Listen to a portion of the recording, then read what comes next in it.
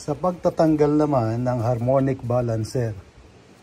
So, ito 22 mm yung socket natin. Ikakalso natin dito sa chassis. Make sure na hindi tatamaan tong linya ng aircon. And then, i-start natin yung kotse. Okay? Pag i-start, luluwag tong tornilyong yan.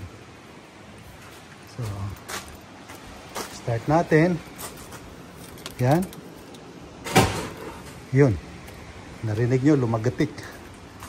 Lumagatok. Lumagatok. So, tingnan natin kung lumuwag yung tornilyo.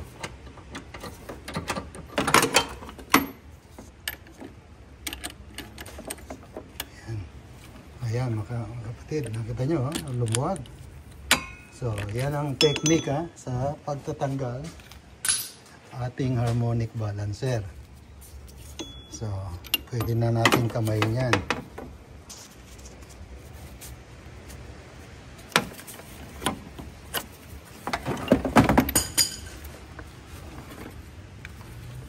Wala tayong sakit dito. Ganda.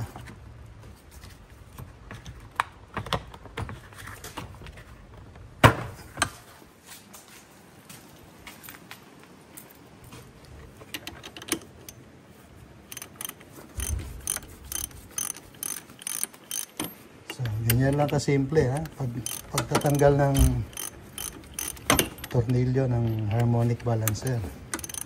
Ikakalso nyo lang ron, start nyo.